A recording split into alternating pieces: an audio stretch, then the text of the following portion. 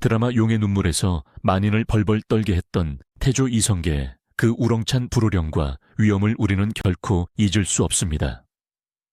그러나 비극적이게도 그의 가장 큰 무기이자 자부심이었던 그 목소리와 호흡은 야속한 폐질환에 의해 잔인하게 뺏겨버렸고 당대 최고의 거인마저 속수무책으로 무너뜨리고 말았습니다. 육체적 고통보다 더 뼈아팠던 것은 아들이 가정을 꾸리는 모습조차 보지 못한 채 눈을 감아야 했던 아버지로서의 깊은 회한이었습니다. 김무생의 인생은 무관의 제왕이 남긴 미완의 대서사시와도 같았습니다. 카메라 앞에서는 천하를 호령했으나 정작 마지막 가는 길은 그 누구보다 고독했고 자식 걱정에 편히 눈 감지 못한 쓸쓸한 아버지의 뒷모습뿐이었습니다. 이야기의 시침을 1940년으로 되돌려봅니다. 한반도가 일제의 서슬 퍼런 식민 통치 아래 신음하던 그 시절, 충청남도 서산의 한 조용한 마을에서 김무생은 태어났습니다. 1940년 3월 16일, 봄 기운이 대지를 적시기 시작했지만 시대의 공기는 여전히 차갑고 암울했던 때였습니다. 많은 기록이 그의 출생을 1943년으로 적고 있기도 하지만 실제 그는 1940년생으로 해방 전의 혼란과 결핍을 온몸으로 겪으며 유년기를 보냈습니다. 그가 태어난 서산은 바다와 육지가 만나는 곳, 거친 바닷바람이 불어오는 척박하면서도 강인한 생명력이 숨 쉬는 땅이었습니다. 어린 김무생이 자라며 보고 들은 것은 나라 잃은 백성들의 한숨과 곧이어 들이닥친 해방의 벅찬 함성, 그리고 얼마 지나지 않아 한반도를 피로 물들인 6월 25 전쟁의 포화였습니다. 소년 김무생에게 세상은 결코 친절하지 않았습니다. 생존이 최우선이었던 그 참혹한 시절, 예술이나 연기라는 단어는 사치스러운 꿈처럼 여겨졌을지도 모릅니다. 그러나 역설적이게도 가장 비극적인 상황에서 인간은 이야기를 갈구하게 됩니다. 고통스러운 현실을 잠시나마 잊게 해줄 무언가, 혹은 이 비참한 현실을 반영하고 위로해줄 누군가의 목소리를 필요로 하기 때문입니다. 어린 김무생의 가슴 속에는 알 수 없는 뜨거운 불씨가 자라고 있었습니다. 남달리 성숙했던 외모와 또래보다 굵고 울림이 컸던 목소리는 그가 평범한 삶을 살지 않을 것임을 예고하는 듯 했습니다. 전쟁이 휩쓸고 간 폐허 위에서도 삶은 계속되었습니다. 청소년이 된 김무생은 척박한 현실 속에서도 막연하게나마 자신을 표현하고 싶은 욕망을 키워나갔습니다. 당시 한국 사회는 모든 것이 부족했고 문화적 토양이라곤 찾아보기 힘들었습니다. 하지만 라디오에서 흘러나오는 성우들의 목소리, 가설 무대에서 펼쳐지는 유랑극단의 연극은 소년의 마음을 뒤흔들기에 충분했습니다. 그는 생각했을 것입니다. 다른 누군가의 삶을 사는 것, 목소리 하나로 사람들을 울리고 웃기는 것, 그것이 어쩌면 이 삭막한 세상에서 내가 할 수 있는 가장 가치 있는 일이 아닐까 하고 말입니다. 훤칠한 키와 남성적인 이목구비, 그리고 무엇보다 타고난 저음의 목소리는 그의 가장 큰 자산이었습니다. 그는 배우가 되기로 결심합니다. 당시 딴따라라고 천대받던 시절, 안정적인 직업을 원했을 부모님의 기대와는 다른 길이었을지도 모릅니다. 그러나 청년 김무생의 고집을 꺾을 수는 없었습니다. 그는 서울로 향했고 동국대학교 연극영화과에 입학하며 본격적으로 연기 인생의 첫 단추를 끼우게 됩니다. 대학 시절은 그에게 있어 물 만난 물고기와 같은 시간이었습니다. 연기에 대한 이론을 배우고 무대 위에서 발성을 다듬으며 그는 다가올 미래를 준비했습니다. 배고픈 예술 학도였지만 무대 위에서 조명을 받는 순간만큼은 그 누구보다 배가 불렀고 행복했습니다. 그가 사회에 첫 발을 내디딘 1960년대 초반은 한국 방송계의 태동기였습니다. 텔레비전 보급이 미미했던 시절, 대중문화의 중심은 단연 라디오였습니다. 온 가족이 라디오 앞에 둘러앉아 드라마를 들으며 울고 웃던 그 시절, 성우는 지금의 톱스타 못지않은 인기를 누리는 선망의 대상이었습니다. 김무생은 자신의 강력한 무기인 목소리를 활용하기로 합니다. 1963년 동가방송 성우 1기 공채 시험. 수많은 지원자가 몰렸지만 심사위원들은 김무생의 목소리를 듣는 순간 귀를 의심했을 것입니다. 갓 대학을 졸업한 청년에게서 나온다고는 믿기 힘든 깊고 중후한 울림. 단순히 소리가 좋은 것을 넘어 그 안에는 설명하기 힘든 페이소스와 권위가 담겨 있었습니다. 그는 당당히 합격하며 방송계에 입문합니다. 성우 김무생의 시대가 열린 것입니다. 라디오 드라마 전성시대, 그의 목소리는 전파를 타고 전국 각지의 안방으로 스며들었습니다. 때로는 정의로운 주인공으로, 때로는 악독한 악인으로, 또 때로는 근엄한 아버지로 변신하며 그는 보이지 않는 무대에서 수많은 인생을 살았습니다. 성우로서의 경험은 훗날 그가 대배우로 성장하는 데 있어 더할 나위 없는 자양분이 되었습니다. 정확한 발음, 감정을 목소리에 싣는 법, 대사의 맛을 살리는 호흡 조절까지. 텔레비전 연기자들이 흔히 겪는 발성 문제를 그는 이미 성우 시절 완벽하게 마스터하고 있었던 셈입니다. 우리가 기억하는 김무생 특유의 낮게 깔리면서도 공간을 장악하는 그 카리스마 넘치는 화법은 바로 이 치열했던 성우 시절의 산물입니다. 그러나 김무생은 목소리 연기만으로는 채워지지 않는 갈증을 느꼈습니다. 그는 온몸으로 연기하고 싶었습니다. 표정 하나, 손짓 하나로 감정을 전달하는 진짜 배우가 되고 싶었습니다. 시대의 흐름도 그를 돕고 있었습니다. 1960년대 후반 텔레비전 수상기가 보급되면서 방송의 중심이 라디오에서 TV로 이동하기 시작했습니다. 방송사들은 화면을 채울 새로운 얼굴들을 찾고 있었습니다. 연극 무대와 성우 활동으로 다져진 탄탄한 기봉이, 여기에 서구적이면서도 선 굵은 외모를 갖춘 김무생은 방송사 입장에서 놓칠 수 없는 인재였습니다. 1969년 그는 MBC 특채 탤런트로 발탁되며 마침내 브라운관의 모습을 드러냅니다. 성우 김무생이 아닌 탤런트 김무생으로서의 제2의 인생이 시작된 것입니다. 텔레비전 드라마라는 새로운 세계는 그에게 기회이자 도전이었습니다. 목소리만으로 모든 것을 표현하던 방식에서 벗어나 카메라 앞에서 자연스럽게 움직이고 표정을 짓는 것은 또 다른 차원의 문제였습니다. 하지만 그는 준비된 배우였습니다. 연극 무대에서 익힌 신체 훈련 덕분에 그의 연기는 과장되지 않으면서도 힘이 있었고, 성우 출신다운 정확한 대사 전달력은 시청자들의 귀에 쏙쏙 박혔습니다. 초기 김무생의 배역들은 주로 그의 외모와 목소리 톤에 맞춰진 엘리트 역할들이 많았습니다. 양복이 잘 어울리는 신사, 냉철한 판단력을 지닌 검사, 기업을 이끄는 경영인 같은 역할들 말입니다. 당시 한국 사회는 고도 성장기로 접어들고 있었고, 대중은 성공한 남성상에 대한 동경을 가지고 있었습니다. 김무생은 그러한 대중의 욕망을 투영하기기에 가장 적합한 배우였습니다. 브라운관 속의 그는 언제나 흔들림 없이 강해 보였고 신뢰감을 주었습니다. 하지만 배우 김무생의 진가는 단순히 멋진 신사 역할에 머무르지 않았습니다. 그는 점차 연기의 스펙트럼을 넓혀가기 시작했습니다. 악역을 맡을 땐 시청자들이 치를 떨 만큼 비열해졌고, 서민적인 아버지를 연기할 때는 흙냄새가 나는 듯 구수하고 푸근해졌습니다. 특히 1970년대와 80년대를 거치며 그는 한국 드라마의 황금기를 이끄는 주역 중 한 명으로 성장해 나갔습니다. 수많은 작품 속에서 그는 조연과 주연을 가리지 않고 묵묵히 자신의 몫을 해냈습니다.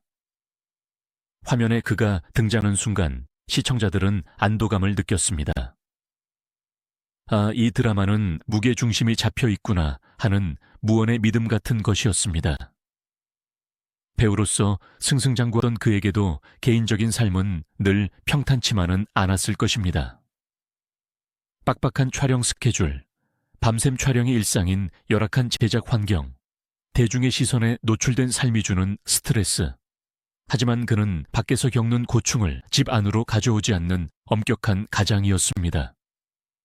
집안에서의 그는 말이 없고 무뚝뚝했지만 가족에 대한 책임감만큼은 누구보다 강했던 옛날 아버지의 전형이었습니다.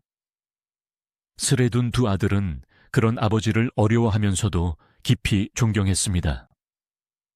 특히 둘째 아들 주혁은 아버지가 나오는 TV 화면을 보며 남몰래 배우의 꿈을 키웠을지도 모릅니다. 아버지가 내뿜는 그 압도적인 아우라를 동경하면서 언젠가는 나도 저 사각의 화면 속에서 아버지처럼 다른 인생을 살아보고 싶다는 막연한 꿈을 꾸었을 것입니다. 하지만 김무생은 아들들이 배우가 되는 것을 원치 않았습니다. 자신이 걸어온 길이 얼마나 험난하고 고독한지 겉보기엔 화려해 보이지만 실상은 뼈를 깎는 고통과 기다림의 연속이라는 것을 너무나 잘 알고 있었기 때문입니다. 그래서 그는 아들들에게 더욱 엄격했고 연예계 근처에는 얼씬도 하지 못하게 했습니다. 훗날 김주혁이 배우가 되겠다고 선언했을 때 그토록 격렬하게 반대했던 이유도 단순히 보수적인 아버지여서가 아니라 사랑하는 자식이 겪을 고통을 미리 막아주고 싶었던 아버지의 깊은 사랑이었음을 우리는 나중에야 알게 됩니다. 다시 그의 영희 인생으로 돌아와서 김무생이라는 배우의 필모그래피에서 결코 빼놓을 수 없는 장르가 바로 사극입니다. 현대물에서도 빛이 났지만 그가 도포를 입고 상투를 트는 순간 혹은 갑옷을 입고 칼을 차는 순간 뿜어져 나오는 에너지는 타의 추종을 불허했습니다. 그의 굵고 낮은 목소리는 현대어보다 예스러운 사극톤에 더욱 최적화되어 있었고 위험 있는 풍채는 왕이나 장군의 역할에 안성맞춤이었습니다. 1980년대 ABC의 기념비적인 대하 드라마 시리즈 조선왕조 500년에서 그는 처음으로 태조 이성계 역을 맡게 됩니다. 이것은 훗날 그의 인생작이 될 용의 눈물의 전주곡과도 같았습니다. 당시에도 그는 난세를 평정하고 새 나라를 세운 영웅의 기백을 훌륭하게 소화해냈지만 12년 뒤 그가 다시 보여줄 이성계에 비하면 그것은 시작에 불과했습니다. 그는 이외에도 등 굵직한 사극에 연이어 출연하며 사극 연기의 교과서라는 평을 듣기 시작합니다. 사극은 배우에게 엄청난 체력과 집중력을 요구하는 장르입니다. 한여름의 땡볕 아래서 두꺼운 의상을 입고 버텨야 하고 한겨울의 칼바람 속에서도 흐트러짐 없는 자세를 유지해야 합니다. 또한 생소한 고어 투액인 대사를 토시 하나 틀리지 않고 소화해야 하며 역사 속 실존 인물을 연기한다는 부담감까지 견뎌야 합니다. 김무생은 이 모든 어려움을 오히려 즐기는 듯 했습니다. 그는 촬영장에 언제나 가장 먼저 도착해 대본을 연구했고 후배들에게는 엄격하지만 자상한 스승이 되어주었습니다. 그의 프로 정신은 방송계 정평이 나 있었고 PD와 작가들이 가장 신뢰하는 배우 1순위에 늘 그의 이름이 올랐습니다. 그렇게 1980년대를 지나 1990년대로 넘어오면서 김무생은 중견 배우로서 확고한 위치를 점하게 됩니다. 이제는 누군가의 아버지, 회장님, 혹은 역사 속의 거물로 등장하며 극의 중심을 잡아주는 역할을 도맡았습니다. 1990년대 초반 한국 드라마는 트렌디 드라마의 열풍이 불기 시작했지만 정통 드라마의 무게감을 지켜주는 김무생 같은 배우들의 존재는 여전히 절대적이었습니다. 젊은 스타들이 해수처럼 등장했다 사라지는 동안에도 그는 묵묵히 자리를 지키며 한국 방송계의 거목으로 뿌리내리고 있었습니다. 그리고 마침내 그의 영희 인생 정점을 찍을 운명의 작품이 그를 찾아오고 있었습니다. 1996년 KBS가 야심차게 기획한 대하 드라마 용의 눈물. 이 작품은 그동안 그가 쌓아온 모든 내공을 폭발시킬 무대였습니다. 마치 운명처럼 다시 찾아온 태조 이성계라는 배역. 그는 직감했을 것입니다. 이것이 자신의 배우 인생에서 가장 중요한 순간이 될 것임을. 50대 중반 배우로서 가장 무르익은 나이에 만난 이성계는 더 이상 단순한 영웅이 아니었습니다. 그것은 권력의 정점에 섰으나 자식들의 피를 봐야만 했던 비운의 아버지, 역사의 승리자이자 동시에 패배자인 한 인간의 입체적인 초상이었습니다. 1996년의 겨울바람은 유난히 매서웠지만 대한민국 안방극장은 그 어느 때보다 뜨거운 열기로 가득 차 있었습니다. 주말 저녁이 되면 거리는 한산해졌고 식당이나 술집에서도 사람들은 텔레비전 화면 속으로 빨려 들어갈 듯 시선을 고정했습니다. 바로 KBS 대하 드라마 용의 눈물이 방영되는 시간이었기 때문입니다.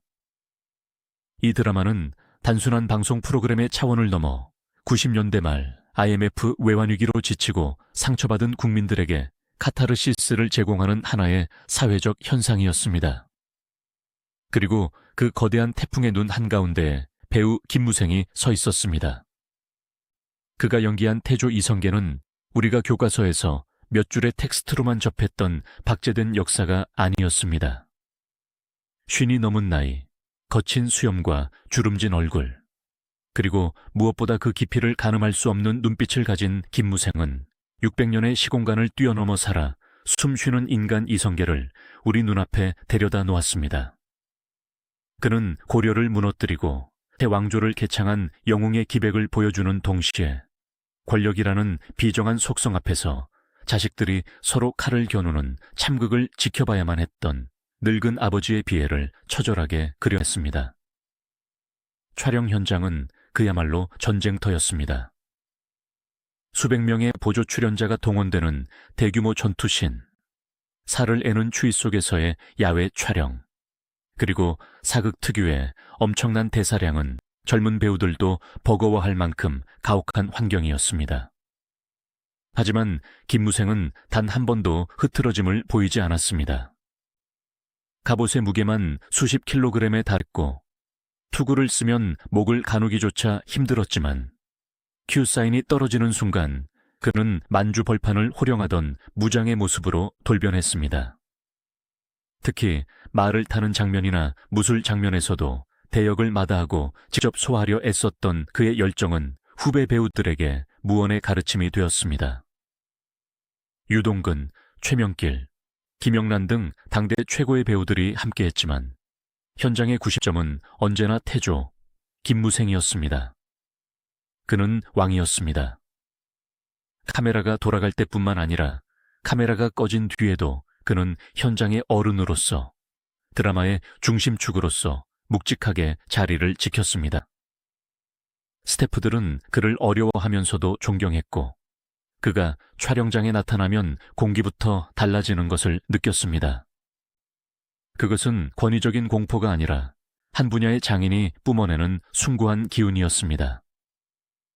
드라마 중반부 왕자의 난이 일어나고 이방원이 형제들을 도륙하며 권력을 잡는 과정이 그려질 때 김무생의 연기는 절정에 달했습니다. 분노, 배신감, 그리고 슬픔이 뒤섞인 복합적인 감정을 폭발시키는 그의 모습은 시청자들의 심장을 쥐락펴락했습니다. 특히 아끼던 막내 아들 방석과 방번이 이방원의 칼에 무참히 살해당했다는 소식을 듣고 오열하는 장면에서는 왕의 채통조차 잊은 채 자식을 잃은 아비의 짐승 같은 울음을 토해냈습니다. 그 순간 화면 속에는 조선의 건국자는 없었습니다. 오직 피를 나눈 자식들의 비극 앞에서 무력하게 무너져 내리는 세상에서 가장 불행한 아버지만이 있었을 뿐입니다. 시청자들은 그의 눈물을 보며 함께 울었고 권력의 무상함을 뼈저리게 느꼈습니다. 김무생은 대사 한마디 한마디에 혼을 실었습니다. 이놈 방언아 라고 호통칠 때에 그 쩌렁쩌렁한 성량은 브라운관 스피커를 찢을 듯 강렬했지만 그 이면에는 엇나가는 자식을 향한 안타까움이 짙게 배어 있었습니다. 용의 눈물 명장면 중 백미로 꼽히는 것은 단연 태조와 태종의 화해 장면일 것입니다. 함흥차사라는 고사성어가 생길 만큼 아버지는 아들을 용서하지 않았고 아들은 아버지의 인정을 갈구하며 대립했던 긴 세월. 마침내 늙고 병든 태조 앞에 왕이 된 아들 태종 이방원이 무릎을 꿇고 눈물을 흘리며 술잔을 올릴 때 김무생이 보여준 연기는 침묵의 미학 그 자체였습니다. 그는 많은 말을 하지 않았습니다. 그저 떨리는 손으로 술잔을 받고 눈물 범벅이 된 아들의 얼굴을 지그시 바라보며 말없이 등을 두드려 주었습니다. 그 투박한 손길 한 번에 지난날의 모든 원망과 분노, 그리고 피비린내 나는 살육의 역사가 눈 녹듯 사라지는 듯 했습니다. 김무생은 훗날 인터뷰에서 이 장면을 회상하며 연기를 하려고 계산한 것이 아니었다. 유동근이 우는 모습을 보니 나도 모르게 가슴이 미어지고 손이 갔다. 그것은 이성계의 마음이기도 했지만 자식을 둔 이 땅의 모든 아버지의 마음이었을 것이다 라고 고백했습니다. 이 장면은 대한민국 드라마 역사상 가장 감동적인 부자 화해의 순간으로 기록되었고 김무생이라는 배우의 이름 뒤에 국민 아버지라는 또 하나의 수식어를 달아주었습니다. 드라마는 최고 시청률 49.6%라는 경이적인 기록을 남기며 막을 내렸지만 김무생이 남긴 여운은 길었습니다. 그는 이 작품으로 연기대상을 거머쥐며 연기 인생의 정점을 찍었습니다. 거리에서는 그를 보면 전하라고 부르는 사람들이 넘쳐났고 식당에 가면 밥값을 받지 않으려는 주인들도 부지기수였습니다. 30년 넘게 연기를 해왔지만 이토록 뜨거운 사랑과 존경을 한 몸에 받은 것은 처음이었습니다. 그러나 화려한 스포트라이트 뒤에서 그는 여전히 소박하고 조용한 가장이었습니다. 촬영이 없는 날이면 집에서 난을 가꾸거나 조용히 산책을 즐겼습니다. 밖에서는 천하를 호령하는 왕이었지만 집안에서는 아내의 말에 귀 기울이고 장성한 아들들의 앞날을 걱정하는 평범한 남편이자 아버지였습니다. 그리고 바로 그 무렵 그의 인생에 또 다른 중요한 변화가 일어나고 있었습니다. 아버지의 반대를 무릅쓰고 기어이 연극영화과에 진학했던 둘째 아들 김주혁이 본격적으로 배우의 길을 걷겠다고 선언한 것입니다. 김무생은 처음에 완강했습니다. 연기라는 것이 겉보기엔 화려해 보여도 속은 썩어 들어가야만 빛을 발하는 고통스러운 작업임을 누구보다 잘 알았기 때문입니다. 내 자식만큼은 평범하고 안정적인 삶을 살기를 바라는 것이 모든 부모의 마음일 것입니다. 더구나 김무생의 아들이라는 꼬리표는 아들에게 평생 넘어야 할 거대한 산이자 족쇄가 될 것이 뻔했습니다. 아들이 그 무게를 견뎌낼 수 있을지, 혹여나 상처만 받고 좌절하지는 않을지, 아버지의 마음은 걱정으로 가득 찼습니다. 하지만 자식 이기는 부모 없다고 했던가요? 아들의 고집과 열정을 꺾을 수 없음을 깨달은 그는 결국 묵묵히 아들의 선택을 받아들입니다. 다만 내 이름에 먹칠하지 마라. 배우가 되려거든 제대로 된 배우가 되라는 엄한 당부를 잊지 않습니다. 1998년 김주혁은 SBS 공채 탤런트로 데뷔하며 연예계에 발을 들여놓습니다. 아버지가 최고의 자리에 올라있던 바로 그 시기에 아들은 가장 낮은 곳에서 시작한 셈입니다. 김주혁의 데뷔 시절, 김무생은 짐짓 모른 척했습니다. 방송국 관계자들에게 아들을 잘 봐달라는 부탁 따위는 절대 하지 않았습니다. 오히려 아들이 현장에서 실수라도 하면 더 호되게 야단치기를 바랐습니다. 그것이 아들을 강하게 키우는 길이라 믿었기 때문입니다. 하지만 집에서는 텔레비전에 나오는 아들의 단역 출연 장면을 꼼꼼히 모니터링하며 남몰래 흐뭇한 미소를 지었을 것입니다. 아들이 맡은 역할이 비록 대사 한두 마디 없는 행인 역할일지라도 아버지의 눈에는 그 누구보다 빛나 보였을 테니까요. 김주혁 역시 아버지의 후광에 기대지 않으려 부단히 노력했습니다. 그는 촬영장에서 자신이 김무생의 아들임을 숨겼고 누구보다 성실하게 임했습니다. 아버지의 명성에 누를 끼치지 않겠다는 압박감은 그를 더욱 채찍질하는 원동력이 되었습니다. 두 부자는 서로 다른 위치에서, 하지만 같은 곳을 바라보며 묵묵히 각자의 길을 걸어가고 있었습니다. 한 집안에 두 명의 배우가 산다는 것, 그것은 서로를 가장 잘 이해하는 동료이자 가장 냉철한 비평가가 곁에 있다는 것을 의미했습니다. 때로는 대본을 두고 서로의 의견을 나누기도 하고, 때로는 연기에 대한 고민을 털어놓으며 두 부자 사이에는 그들만의 끈끈한 유대감이 쌓여갔습니다. 2000년대에 들어서면서 김무생의 연기 세계는 또 한 번의 변신을 시도합니다. 사극에서의 엄숙한 이미지를 벗어던지고 현대물에서 더욱 친근하고 인간적인 면모를 보여주기 시작한 것입니다. 2003년 방영된 드라마 옥탑방 고양이는 그런 그의 변신이 돋보인 작품이었습니다. 이 드라마에서 그는 고집불통이지만 손자를 끔찍이 아끼는 할아버지 역을 맡아 젊은 시청자들에게도 큰 사랑을 받았습니다. 근엄한 표정 뒤에 숨겨진 귀여운 질투와 엉뚱한 행동들은 김무생에게도 저런 면이 있었나 싶을 정도로 신선한 충격이었습니다. 그는 망가지는 것을 두려워하지 않았습니다. 오히려 나이 듦을 자연스럽게 받아들이고 그 나이대에 보여줄 수 있는 해학을 연기에 녹여냈습니다. 이것은 그가 얼마나 유연하고 열려있는 배우인지를 증명하는 것이었습니다. 왕옷을 벗고 재벌 회장의 양복도 벗고 낡은 러닝셔츠 바람으로 부채질을 해대는 동네 할아버지의 모습에서도 그는 여전히 빛나는 배우였습니다. 하지만 야속하게도 세월은 그의 육체를 가만두지 않았습니다. 겉으로는 여전히 건강하고 정정해 보였지만 그의 몸속에서는 병마가 조용히 싹트고 있었습니다. 잦은 기침과 피로감이 그를 괴롭혔지만 그는 단순히 나이 탓이려니 혹은 과로 탓이려니 하며 대수롭지 않게 넘겼습니다.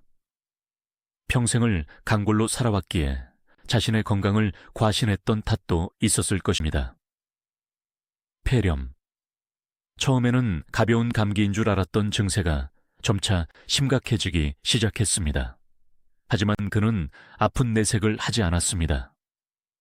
예정된 스케줄을 모두 소화했고 촬영에서는 언제나처럼 완벽한 모습을 보여주려 애썼습니다. 배우는 무대 위에서 쓰러질지언정 아프다는 핑계로 관객을 실망시켜서는 안 된다는 철칙, 그 지독한 프로의식이 오히려 그의 병을 키웠는지도 모릅니다. 가족들이 병원에 가보라고 권유할 때마다 그는 괜찮다, 이까짓 기침 좀 한다고 무슨 병원이냐며 손사래를 쳤습니다. 그것이 가족들을 안심시키기 위한 거짓말이었는지 아니면 스스로에 대한 최면이었는지는 알 수 없습니다. 그러나 그의 숨소리는 날이 갈수록 거칠어졌고 얼굴색은 조금씩 잿빛으로 변해가고 있었습니다. 그 무렵 아들 김주혁의 성장은 눈부셨습니다. 영화 싱글즈, 어디선가 누군가에 무슨 일이 생기면 틀림없이 나타난다, 홍반장 등을 통해 그는 충무로의 기대주로 떠올랐습니다. 아버지와는 전혀 다른 색깔, 부드러움과 카리스마가 공존하는 묘한 매력을 지닌 배우로 대중에게 각인되기 시작했습니다. 김무생은 그런 아들이 대견했습니다. 이제 어디를 가도 김무생의 아들 김주혁이 아니라 김주혁의 아버지 김무생이라는 말을 듣는 날이 오고 있음을 느꼈습니다. 그리고 그것이 섭섭하기는커녕 아버지로서 느낄 수 있는 최고의 행복임을 깨닫고 있었습니다. 아들이 주연을 맡은 영화 시사회에 참석해 남몰래 눈물을 훔치기도 하고 지인들에게 우리 주혁이 영이 좀 늘었더냐며 은근히 자랑을 늘어놓기도 했습니다. 평생 칭찬에 인색했던 아버지였지만 마음속으로는 누구보다 아들의 성공을 기뻐하고 응원했던 것입니다. 2004년 김무생은 마지막 드라마가 될 마지막 춤은 나와 함께 출연합니다. 제목처럼 마치 자신의 인생의 마지막 춤을 준비하듯 그는 혼신의 힘을 다해 연기했습니다. 이 드라마에서 그는 대기업 회장 역을 맡아 특유의 카리스마를 보여주었지만 화면 속 그의 모습은 예전보다 다소 야위어 있었습니다. 눈썰미 좋은 시청자들은 그의 건강을 염려했지만 그가 생사의 갈림길에 서 있다고 생각한 사람은 아무도 없었습니다. 2004년 말이 되면서 그의 병세는 급격히 악화되었습니다. 기침은 멈추지 않았고 호흡 곤란 증세까지 나타났습니다. 결국 그는 병원에 입원하게 됩니다. 검사 결과는 충격적이었습니다. 단순한 폐렴을 넘어 폐 기능이 심각하게 손상되어 있었습니다.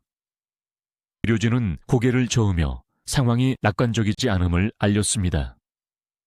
가족들에게는 청천벽력 같은 소식이었습니다. 불과 얼마 전까지 촬영장을 누비던 그였기에 이 현실을 받아들이기가 너무나 힘들었습니다. 병상에 누운 김무생은 산소 호흡기에 의지한 채 가쁜 숨을 몰아쉬면서도 걱정하는 가족들을 오히려 위로했습니다. 금방 털고 일어날 거다. 나 김무생이야. 이까짓 병에 안 진다. 하지만 그의 눈빛 한구석에는 다가오는 이별을 예감한 듯한 깊은 슬픔이 서려 있었습니다. 그는 자신의 삶을 천천히 되돌아보았습니다. 서산의 바닷바람을 맞으며 뛰어놀던 어린 시절, 성우시험에 합격해 뛸 듯이 기뻐했던 청년 시절, 그리고 전 국민의 사랑을 받았던 화려한 전성기, 주마등처럼 스쳐 지나가는 기억들 속에서 가장 선명하게 남는 것은 결국 가족이었습니다. 고생만 시킨 아내, 그리고 이제 막 배우로서 날개를 펴기 시작한 아들 주혁. 그들을 두고 떠나야 한다는 사실이 육체적인 고통보다 더 뼈 아프게 다가왔습니다. 병상에서의 시간은 잔인하게 흘러갔습니다. 좋아지는 듯하다가도 다시 악화되기를 반복하는 희망 고문 속에서 가족들의 속은 타들어갔습니다. 김주혁은 바쁜 스케줄 속에서도 틈만 나면 병실을 지켰습니다. 아버지의 손을 잡고 젖은 수건으로 얼굴을 닦아드리며 그동안 하지 못했던 말들을 마음속으로 삼켰습니다. 아버지, 사랑합니다. 존경합니다. 제발 일어나세요. 무뚝뚝한 부자지간이라 평소에는 쑥스러워 건네지 못했던 그 말들이 입안에서 맴돌았습니다. 김무생은 흐릿해지는 의식 속에서도 아들의 손길을 느꼈습니다. 그 투박하고 따뜻한 손. 어느새 자신보다 더 커버린 아들의 손을 잡으며 그는 생각했을 것입니다. 이제 되었다. 내 뒤를 이을 든든한 나무가 자랐으니 이제 나는 편히 쉬어도 되겠구나. 2005년의 봄은 그렇게 더디게 오고 있었습니다. 창밖에는 꽃망울이 터지려 하고 있었지만 병실 안의 시간은 점점 멈춰가고 있었습니다. 위대한 배우의 마지막 막이 서서히 내려오고 있었습니다. 하지만 그 마지막 순간 직전 세상에 남길 아름다운 이별의 선물이 준비되고 있었습니다. 그것은 바로 아들과 함께하는 처음이자 마지막이 될 짧은 영상 기록이었습니다. 2005년의 시작과 함께 전파를 탄 그 텔레비전 광고는 15초라는 짧은 시간이었지만 대중에게는 더할 나위 없이 따뜻한 한 편의 드라마와도 같았습니다. 자동차 보험회사 광고 속에서 김무생, 김주혁 부자는 나란히 어깨를 맞대고 걷고 있었습니다. 넉넉한 웃음을 짓는 아버지와 그런 아버지를 믿음직스럽게 바라보는 아들. 화면 속의 두 사람은 단순히 광고 모델이 아니라 세상에서 가장 이상적인 부자 후지의 모습을 보여주고 있었습니다. 하지만 그 촬영 현장의 뒷이야기를 아는 사람은 많지 않았습니다. 당시 김무생의 건강은 이미 최악으로 치닫고 있던 상황이었습니다. 숨이 가빠오는 고통을 참아내며 그는 카메라가 돌아가는 순간만큼은 온화한 미소를 잃지 않았습니다. 어쩌면 그는 직감하고 있었는지도 모릅니다. 이것이 사랑하는 아들과 함께 카메라 앞에 설 수 있는 처음이자 마지막 기회라는 것을 말입니다. 그래서 그는 더더욱 완벽하게, 더더욱 행복한 표정을 지어 보이며 필름 속에 그 순간을 영원히 박제하려 했습니다. 그 광고는 단순한 상업 영상이 아니라 아들을 위해 아버지가 남긴 마지막 추천서이자 세상에 남기는 작별 인사가 되었습니다. 내 아들입니다. 참 잘 자랐지요. 이제 나 대신 이 녀석을 잘 부탁합니다. 라고 말하는 듯한 그의 눈빛은 브라운관을 넘어 시청자들의 가슴에 깊은 울림을 남겼습니다. 그리고 잔인한 4월이 찾아왔습니다. 꽃들이 만개하며 생명의 기운이 온 세상을 뒤덮던 그 봄날, 한국 연예계의 거목은 소리 없이 쓰러졌습니다. 2005년 4월 16일 새벽 3시 30분 서울 일원동 삼성서울병원에서 배우 김무생은 향년 65세의 일기로 눈을 감았습니다. 쌓이는 폐렴으로 인한 합병증. 끝내 일어날 것이라 믿었던 기적은 일어나지 않았습니다. 새벽녘에 차가운 공기를 가르며 전해진 비보는 대한민국을 충격에 빠뜨렸습니다. 어제까지만 해도 텔레비전 재방송 속에서 우렁찬 목소리로 호령하던 태조 이성계가 우리 곁에 친근한 아버지가 이제는 더 이상 이 세상 사람이 아니라는 사실을 받아들이기는 쉽지 않았습니다. 뉴스에 속보가 뜨고 신문의 호해가 발행되었습니다. 큰 별이 지다 영원한 태조 하늘로 돌아가다. 애도의 물결은 방송사를 넘어 사회 전체로 퍼져나갔습니다. 인터넷 게시판에는 부인의 명복을 비는 네티즌들의 글이 쇄도했고 빈소에는 정계, 재계, 문화계를 막론하고 수많은 조문객의 발길이 이어졌습니다. 빈소는 눈물바다였습니다. 고인과 함께 호흡을 맞췄던 동료 배우들은 말을 잇지 못했습니다. 용의 눈물에서 아들 이방원 역을 맡아 그와 뜨거운 부성애를 나누었던 유동근은 상주보다 더 서럽게 오열하며 빈소를 지켰습니다. 최불암, 이순재, 신구 등 당대를 함께 풍미했던 원로 배우들은 친구를 먼저 보낸 허망함에 고개를 떨구었습니다. 무생이, 자네 뭐가 그리 급해서 먼저 가나. 그들의 탄식 섞인 독백이 영정사진 앞 향연기 속에 흩어졌습니다. 영정 속의 김무생은 생전에 그 호탕한 웃음을 짓고 있었습니다. 금방이라도 사진 밖으로 걸어 나와 어이, 왔는가 하며 등을 두드려 줄 것만 같은 생생한 모습이었기에 조문객들의 슬픔은 더욱 깊었습니다. 그는 갔지만 그가 남긴 빈자리는 너무나 컸습니다. 그것은 단순히 한 명의 배우가 사라진 것이 아니라 한 시대의 챕터가 닫히는 것과 같은 상실감이었습니다.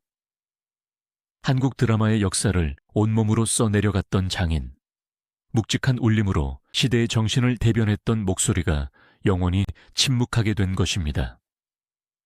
그 슬픔의 한가운데 상주 완장을 찬 김주혁이 서 있었습니다.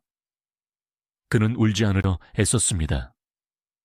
붉어진 눈시울을 하고서도 찾아오는 조문객 한 명 한 명에게 정중하게 고개를 숙였습니다. 아버지가 가시는 길, 상주로서 의연한 모습을 보여드리는 것이 자식된 도리라 생각했을 것입니다. 하지만 3일간의 장례 기간 내내 그의 속은 까맣게 타들어갔을 것입니다. 이제 막 배우로서 아버지에게 인정받기 시작했는데, 이제 막 효도란 것을 좀 해보려 했는데 아버지는 기다려주지 않았습니다. 주여가 영이 참 좋다. 그 한마디를 더 듣고 싶었던 아들의 간절한 바람은 이제 영원히 닿을 수 없는 메아리가 되어버렸습니다. 입관식 날, 차갑게 식은 아버지의 얼굴을 마주한 순간 참아왔던 김주혁의 댐은 결국 무너지고 말았습니다. 아버지를 부둥켜 안고 통곡한 그의 울음소리는 장례식장의 복도를 가득 메우며 듣는 이들의 가슴을 찢어 놓았습니다. 그것은 배우 김주혁이 아닌 아버지를 잃은 어린아이의 날 것 그대로의 울음이었습니다. 하늘 같았던 산이 무너진 자리, 그 폐허 위에 홀로 남겨진 아들의 막막함과 두려움이 고스란히 담긴 절규였습니다. 발인 날, 수많은 동료와 후배들이 도열한 가운데 김무생의 운구차는 병원을 빠져나갔습니다. 그가 평생을 몸담았던 여의도 방송가, 그리고 그가 사랑했던 집을 한 바퀴 돈 운구 행렬은 장지인 서산으로 향했습니다. 고향의 흙으로 돌아가는 길. 서산의 바다는 말이 없었고 봄바람만이 조용히 불어와 고인의 마지막 길을 배웅했습니다. 흙이 한 삽, 두 삽 관 위로 덮일 때마다 김주혁은 입술을 깨물며 눈물을 삼켰습니다. 아버지, 이제 편히 쉬세요. 고통 없는 곳에서 엄마 기다리지 않게 잘 지켜봐 주세요. 아버지 이름 부끄럽지 않게 제가 더 열심히 살겠습니다. 마음속으로 수천 번 되뇌었을 다짐. 아버지를 묻고 돌아오는 길. 김주혁의 어깨는 전보다 조금 더 무거워져 있었지만 눈빛만은 더욱 깊어져 있었습니다. 이제 그는 김무생의 아들이라는 수식어를 넘어 아버지의 유산을 이어받아 자신만의 영의 세계를 완성해야 하는 막중한 책임을 짊어지게 된 것입니다. 김무생의 타계 이후 세상은 빠르게 일상으로 돌아갔습니다. 텔레비전에서는 여전히 새로운 드라마가 시작되었고 새로운 스타들이 탄생했습니다. 하지만 김주혁에게 세상은 이전과 같을 수 없었습니다. 집안 곳곳에 남아있는 아버지의 흔적, 소파에 앉아 대본을 보시던 모습, 헛기침 소리. 모든 것이 그대로인데 주인만 사라진 공간은 공허함 그 자체였습니다. 그러나 김주혁은 슬픔에 잠식당하는 대신 일에 더욱 매진하는 길을 택했습니다. 그것이 아버지가 가장 원하시는 길임을 알았기 때문입니다. 2005년 하반기, 그는 영화 광식이 동생 광태와 드라마 프라하의 연인을 연이어 선보이며 쉴 틈 없는 행보를 이어갔습니다. 특히 프라하의 연인에서 보여준 그의 영인은 대중을 사로잡았습니다. 정의롭고 로맨틱한 형사 최상현 역을 맡아 그는 전 국민적인 상을 받으며 톱스타의 반열에 올랐습니다. 드라마 속에서 그가 보여준 깊은 눈빛 연기, 그 안에는 아버지를 잃은 슬픔을 승화시킨 성숙함이 배어있다는 평을 받았습니다. 사람들은 그에게서 김무생의 그림자를 보았습니다. 하지만 그것은 아버지를 흉내내는 것이 아니라 아버지의 DNA를 물려받되 자신만의 색깔로 재창조해낸 청출어람의 경지였습니다. 김주혁은 인터뷰에서 아버지에 대한 질문이 나올 때마다 담담하게, 하지만 진한 그리움을 담아 이야기하곤 했습니다. 아버지는 저에게 가장 큰 산이셨고 가장 무서운 선생님이셨지만 동시에 가장 든든한 팬이셨습니다. 지금도 연기가 막힐 때면 아버지가 계셨다면 어떻게 하셨을까 생각합니다. 그는 아버지를 가슴에 묻고 배우라는 직업을 천직으로 여기며 치열하게 살았습니다. 어떤 역할이 주어지든 몸을 사리지 않았고 끊임없이 변신을 시도했습니다. 사극에서는 아버지의 전공 분야였던 정통 사극에 도전하여 묵직한 카리스마를 보여주었고, 영화 아내가 결혼했다에서는 찌질하면서도 사랑스러운 남편 역을 맡아 로맨틱 코미디의 진수를 보여주었습니다. 아버지 김무생이 그랬던 것처럼 김주혁 역시 장르를 가리지 않는 전천후 배우로 성장해가고 있었습니다. 그는 마치 시간이 얼마 남지 않은 사람처럼, 혹은 아버지에게 미처 보여드리지 못한 연기를 세상에 다 보여주려는 사람처럼 10여 년간 쉼없이 달렸습니다. 그리고 2013년, 그는 또 한 번의 중요한 선택을 하게 됩니다. 바로 MBC 대하 드라마 구암 허준의 허준 역을 맡게 된 것입니다. 이것은 운명과도 같은 일이었습니다. 1975년 아버지 김무생이 드라마 집념에서 허준 역을 맡아 열연했던 바로 그 배역이었기 때문입니다. 38년이라는 세월을 뛰어넘어 아버지와 아들이 같은 역사적 인물을 연기하게 된 이 사건은 방송계 안팎에 큰 화제가 되었습니다.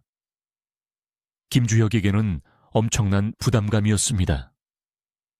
아버지의 대표작 중 하나였던 역할을 다시 한다는 것, 비교될 수밖에 없는 상황. 하지만 그는 피하지 않았습니다. 운명이라고 생각합니다. 아버지가 하셨던 허준과 제가 하는 허준은 다를 것입니다. 하지만 그 안에 담긴 환자를 생각하는 의원의 마음, 그 진심만은 아버지와 닿아있기를 바랍니다. 제작 발표회에서 그가 남긴 말처럼 그는 김주혁만의 허준을 만들어냈습니다. 아버지의 허준이 강인한 의지의 인간 승리였다면 아들의 허준은 보다 섬세하고 고뇌하는 인간적인 면모가 돋보였습니다. 시청자들은 두 부자의 허준을 비교해보며 대를 이어 연기의 혼을 불태우는 이 특별한 가문에 아낌없는 박수를 보냈습니다. 이 시기 김주혁의 인생에 또 하나의 전환점이 찾아옵니다. 바로 KBS 예능 프로그램 1박 2일 시즌 3의 멤버로 합류하게 된 것입니다. 평소 예능과는 거리가 멀어 보였던, 진지하고 과묵해 보였던 배우 김주혁의 예능 도전은 의외의 선택이었습니다.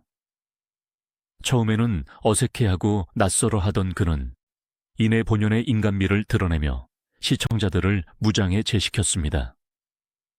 망가짐을 두려워하지 않고 동생들에게 기꺼이 당해주며 맛없는 음식 앞에서는 솔직하게 인상을 찌푸리는 그의 모습은 너무나 매력적이었습니다. 대중은 그에게 구탱이 형이라는 친근한 별명을 붙여주었습니다. 카리스마 넘치는 배우의 껍질을 벗고 옆집 형처럼 소탈하고 따뜻한 사람 김주혁의 진면목을 발견한 것입니다. 그는 1박 2일을 통해 대중과 가장 가까운 곳에서 소통했습니다. 여행지에서 만난 할머니들의 손을 잡으며 돌아가신 어머니를 떠올리고 멤버들과 함께 밥을 먹으며 형제애를 느꼈습니다.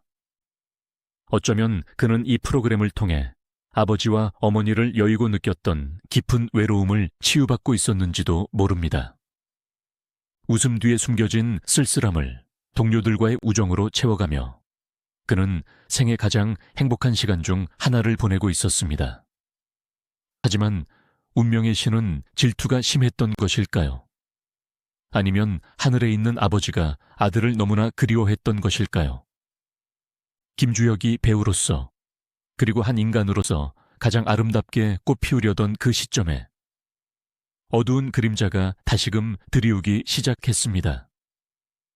2015년 그가 그토록 의지했던 어머니마저 지병으로 세상을 떠났습니다. 아버지에 이어 어머니까지 잃은 그는 이제 세상에 홀로 남겨졌습니다. 1박 2일 방송 중 앞으로 10년 뒤에 내게 편지를 써보라는 미션에서 그는 주혁아, 잘 살고 있니? 결혼은 했고 아이는 낳았고 라며 덤덤하게 미래를 그렸지만 그 목소리 끝에는 짙은 고독이 묻어 있었습니다. 부모님이 계시지 않는 텅 빈 집, 명절이 되어도 찾아갈 곳이 없어진 현실. 그는 웃음으로 외로움을 포장했지만 그의 내면 깊은 곳에는 채워지지 않는 구멍이 커져가고 있었습니다. 그럼에도 그는 씩씩했습니다. 어머니의 장례를 치르고 촬영장에 복귀했을 때도 그는 동료들에게 미안하다며 먼저 웃어 보였습니다. 슬픔을 밖으로 드러내 남을 불편하게 하지 않으려는 배려. 그것은 아버지 김무생에게서 물려받은 천성적인 성품이었습니다. 그렇게 시간은 흘러 2017년이 되었습니다. 김주혁은 영화에서 악역 변신에 성공하며 평단의 극찬을 받았고 드라마에서는 진정성 있는 언론인 역을 맡아 묵직한 존재감을 과시했습니다.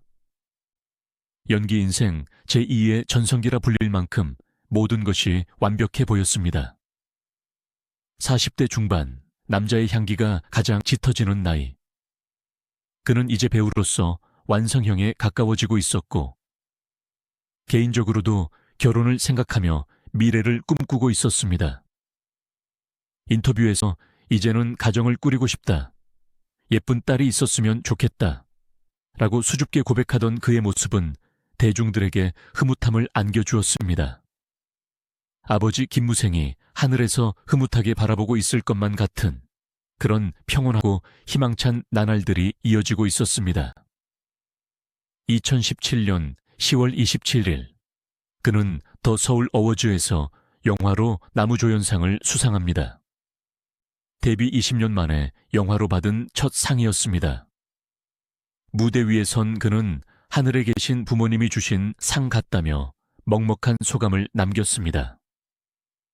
그것이 대중 앞에서 그가 남긴 마지막 공식 석상의 모습이 될 줄은 그 자리에 있던 누구도, 화면 너머로 지켜보던 그 누구도 상상조차 하지 못했습니다. 운명의 시계바늘은 야속하게도 멈추지 않고 흘러 2017년 10월 30일을 가리키고 있었습니다. 그날 서울의 하늘은 더없이 맑고 높았습니다. 완연한 가을의 정취가 도심 곳곳을 물들이고 있었고 사람들은 저마다의 일상 속에서 바삐 움직이고 있었습니다. 불과 사흘 전 시상식 무대 위에서 트로피를 거머쥐며 환하게 웃던 김주혁의 모습이 아직도 눈에 선한데 그날 오후 그에게 닥칠 비극을 예감리는 아무도 없었습니다.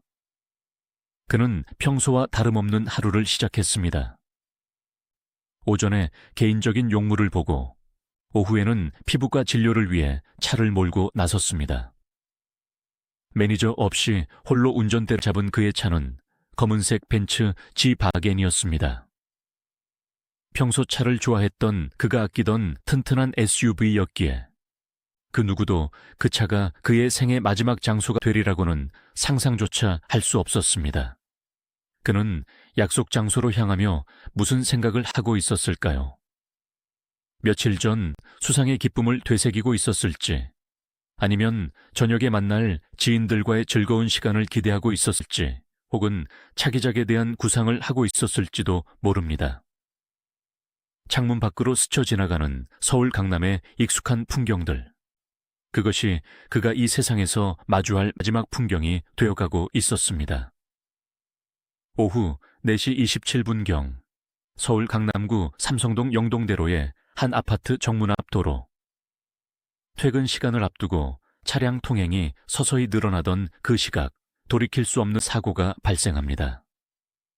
김주혁이 운전하던 차량이 앞서가던 승용차를 뒤에서 들이받은 것입니다. 일반적인 접촉 사고였다면 보험 처리를 하고 끝났을 일이었습니다. 그러나 그 직후 상황은 믿을 수 없는 방향으로 전개되었습니다. 1차 충돌 후 잠시 멈칫하던 그의 차량은 갑자기 굉음을 내며 질주하기 시작했습니다. 마치 통제력을 잃은 야생마처럼 혹은 무언가에 홀린 듯 차량은 도로를 가로질러 인도로 돌진했습니다. 그리고 아파트 단지 입구의 화단을 넘어 아파트 벽면을 강하게 들이받고서야 멈춰 섰습니다. 그 충격으로 육중한 차체는 계단 아래로 굴러떨어져 전복되었고 현장은 순식간에 아수라장으로 변했습니다. 귀를 찢는 듯한 충돌음과 함께 피어오른 뿌연 먼지와 연기. 지나가던 시민들과 인근 주민들은 공포에 질려 비명을 질렀습니다. 차가 뒤집혔어요. 사람이 안에 있어요. 다급한 신고 전화가 119 상황실로 빗발쳤습니다. 사고 현장은 참혹했습니다. 튼튼하기로 유명한 차량이었지만 엄청난 속도로 콘크리트 벽과 충돌한 탓에 형체를 알아보기 힘들 정도로 찌그러져 있었습니다. 지붕은 내려앉았고 유리창은 산산조각이나 파편이 사방으로 튀어 있었습니다. 운전석에 갇힌 김주혁은 의식을 잃은 상태였습니다. 신고를 받고 출동한 구조대원들이 도착했을 때 상황은 이미 총악을 다투고 있었습니다. 찌그러진 차체가 운전자를 압박하고 있어 구조 작업조차 쉽지 않았습니다. 구조대원들은 유압 장비를 이용해 필사적으로 차체를 절단하고 공간을 확보하려 애썼습니다. 조금만 더, 조금만 더. 그들은 식은땀을 흘리며 운전자를 끄집어내기 위해 사투를 벌였습니다. 사고 발생 30여 분 만인 오후 5시경, 마침내 김주혁은 찌그러진 차 밖으로 구조되었습니다. 하지만 이미 그의 맥박과 호흡은 멈춰 있었습니다. 구조대원들은 그 자리에서 즉시 심폐소생술 CPR을 실시하며 그를 구급차에 실었습니다. 구급차 사이렌 소리가 요란하게 울리며 꽉 막힌 도로를 갈라놓았습니다. 목적지는 인근에 있는 건국대학교 병원 응급실. 구급차 안에서도 대원들은 멈춘 심장을 다시 뛰게 하기 위해 끊임없이 흉부 압박을 시도했습니다. 제발, 제발 돌아오세요. 누군가의 간절한 기도가 허공에 흩어졌습니다. 병원에 도착하자마자 의료진이 달라붙어 할 수 있는 모든 응급처치를 시행했습니다. 심장 충격기를 사용하고 강심제를 투여하며 꺼져가는 생명의 불씨를 되살리기 위해 안간힘을 썼습니다. 그러나 야속하게도 심장 박동 모니터의 그래프는 평행선을 그릴 뿐 다시 솟아오를 기미를 보이지 않았습니다. 오후 6시 30분. 병원 측은 사망을 공식적으로 선고했습니다. 배우 김주혁, 향년 45세. 너무나 허망하고 믿기지 않는 죽음이었습니다. 그 시각 언론사 데스크로 배우 김주혁 교통사고 사망이라는 속보가 타전되기 시작했습니다. 처음 기사를 접한 기자들조차 오보가 아닌지 의심할 정도로 충격적인 뉴스였습니다. 김주혁이, 그 건강하던 사람이, 설마 동명이인이겠지. 사람들은 현실을 부정했습니다. 하지만 텔레비전 뉴스 화면 하단에 붉은색 자막으로 사망 소식이 흐르고 사고 현장의 처참한 영상이 공개되면서 대한민국은 거대한 슬픔과 충격의 도가니에 빠져들었습니다. 인터넷 포털 사이트의 검색어 순위는 순식간에 그의 이름으로 도배되었고 댓글창에는 제발 거짓말이라고 해달라, 믿을 수가 없다는 네티즌들의 비통한 외침이 줄을 이었습니다. 불과 며칠 전만 해도 수상소감을 말하며 수줍게 웃던 그였기에 이 갑작스러운 이별은 대중에게 더 큰 트라우마로 다가왔습니다. 동료 연예인들의 충격은 이루 말할 수 없었습니다. 특히 그와 친형제처럼 지냈던 1박 2일 멤버들의 슬픔은 가늠조차 하기 힘들었습니다. 당시 멤버들은 촬영 중이거나 각자의 스케줄을 소화하고 있다가 비보를 전해 들었습니다. 맏형 김준호, 차태현, 데프콘, 김종민, 윤시윤, 정준영. 그 누구도 이 현실을 받아들이지 못했습니다. 차태현은 소식을 듣자마자 망연자실한 표정으로 말을 잇지 못했고, 데프콘은 오열하며 주저앉았습니다. 항상 우리 구탱이 형, 구탱이 형 하며 따랐던 그들이었기에 형의 부재는 살점이 떨어져 나가는 듯한 고통이었습니다. 영화계 동료들도 마찬가지였습니다. 부산국제영화제 참석 등으로 지방에 있던 배우들과 감독들은 급히 일정을 취소하고 서울로 향했습니다. 손예진, 현빈, 송강호 등 그와 함께 작품을 했던 수많은 배우가 믿기지 않는 소식에 눈물을 흘렸습니다. 영화계 행사는 줄줄이 취소되거나 축소되었고 연예계 전체가 애도 분위기 속에서 검은 빛으로 물들었습니다. 사망 소식이 전해진 직후 대중의 관심은 도대체 왜? 라는 의문으로 쏠렸습니다. 멀쩡하던 대낮에 음주운전도 아닌 상태에서 왜 그토록 난폭하게 돌진하여 사고가 났는가에 대한 미스터리가 증폭되었습니다. 초기에는 심근경색이 원인일 수 있다는 의료진의 소견이 보도되기도 했습니다. 운전 중 갑작스러운 심장마비로 인해 의식을 잃고 가속페달을 밟았을 것이라는 추측이었습니다. 평소 건강했던 그에게 심장질환이라니 사람들은 더욱 안타까워했습니다. 그러나 정확한 사인을 밝히기 위해서는 부검이 불가피했습니다. 유가족과 소속사는 슬픔 속에서도 진실을 밝히기 위해 부검에 동의했습니다. 장례 절차는 부검이 끝난 뒤로 미루어졌습니다.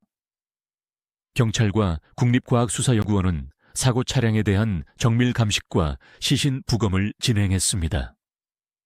차량 결함 가능성, 급발진 가능성, 약물 복용 가능성 등 모든 경우의 수를 열어두고 조사가 이루어졌습니다. 며칠 뒤 발표된 국과수의 부검 결과는 또 한 번 사람들을 혼란에 빠뜨렸습니다. 직접적인 사인은 심근경색이 아니라 두부 손상, 즉 머리뼈 골절로 인한 뇌 손상이었습니다. 사고 당시의 충격으로 머리를 심하게 다친 것이 사망의 직접적인 원인이었다는 것입니다. 또한 알코올이나 약물 성분은 전혀 검출되지 않았고 심장동맥 손상이나 혈관 이상 등 급성 심근경색을 의심할 만한 흔적도 발견되지 않았습니다. 그렇다면 왜 그는 사고 직전 가슴을 부여잡는 듯한 모습을 보였을까? 사고 직전 뒷차 운전자가 목격했다는 진술이 있었으나 블랙박스 영상 분석 결과 명확하지 않음, 차량 감식 결과 급발진이나 기계적 결함의 증거도 발견되지 않았습니다. 결국 사고의 원인은 미상, 의학적으로 설명할 수 없는 운전자가 통제 불능 상태에 빠지게 된 어떤 돌발적인 신체 이상이 있었을 것으로 추정할 뿐 명확한 답을 얻지는 못했습니다. 이 모호한 결론은 남겨진 사람들을 더욱 답답하고 슬프게 만들었습니다. 차라리 원인이라도 명확했다면 원망의 대상이라도 찾았을 텐데 그저 운명의 장난이라고밖에 할 수 없는 이 상황이 너무나 야속했습니다. 부검 절차가 마무리된 후 서울 송파구 서울 아산병원 장례식장에 고인의 빈소가 마련되었습니다. 아이러니하게도 이곳은 12년 전 아버지 김무생의 장례가 치러졌던 곳이었고 2년 전 어머니의 장례를 치렀던 곳이기도 했습니다. 같은 장소에서 부모님을 떠나보냈던 그 상주가 이제는 영정사진 속 주인공이 되어 돌아온 것입니다. 영정사진 속 김주혁은 넥타이를 매지 않은 편안한 셔츠 차림으로 그 특유의 사람 좋은 미소를 짓고 있었습니다. 금방이라도 "아, 형님 오셨어요" 하며 일어날 것만 같은 그 생생한 모습에 조문객들은 들어서자마자 통곡을 터뜨렸습니다. 상주는 그의 친형이 맡았습니다. 유일하게 남은 혈육인 형은 넋이 나간 표정으로 동생의 마지막을 지켰습니다. 소속사 나무액터스의 김종도 대표 역시 상주 역할을 자처하며 곁을 지켰습니다. 김주혁과 김종도 대표의 관계는 단순한 배우와 매니저를 넘어 친형제보다 더 끈끈한 사이였습니다. 1박 2일에 함께 출연해 여행을 다녀올 정도로 각별했던 두 사람. 김주혁은 평소 형이랑 같이 늙어가는 게 좋다라고 말하곤 했습니다. 그런 동생을 먼저 보낸 김 대표의 눈은 퉁퉁 부어 있었고 그는 찾아오는 조문객들에게 "우리 주혁이 너무 불쌍해서 어떡합니까?" 라며 흐느꼈습니다. 조문 행렬은 밤낮 없이 이어졌습니다. 대한민국 연예계의 별들이 모두 모였다고 해도 과언이 아닐 정도였습니다. 최민식, 송강호, 설경구 등 선배 배우들부터 정혜인, 박보검 등 까마득한 후배들까지 세대를 불문하고 그를 추모하는 발길이 끊이지 않았습니다. 그가 생전 얼마나 인품이 훌륭하고 주변 사람들에게 잘했는지를 보여주는 방증이었습니다. 누구 하나 그를 험담하는 사람이 없었고 모두가 그의 따뜻함과 배려심, 그리고 연기에 대한 진정성을 기억하며 슬퍼했습니다. 특히 연인 관계였던 배우 이유영의 모습은 보는 이들의 마음을 아프게 했습니다. 부산에서 예능 촬영 중 비보를 접하고 급히 상경한 그녀는 믿기지 않는 현실 앞에 하염없이 눈물만 흘리며 빈소를 지켰습니다.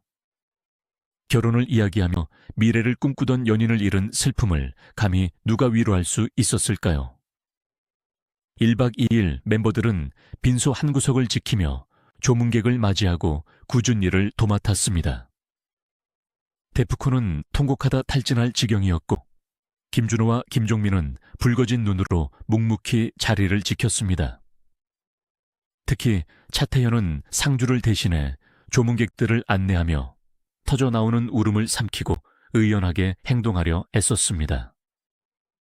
송중기의 결혼식 날이었음에도 불구하고 결혼식에 참석한 뒤 곧바로 장례식장으로 달려온 차태현의 모습에서 동료를 잃은 깊은 슬픔과 의리를 느낄 수 있었습니다.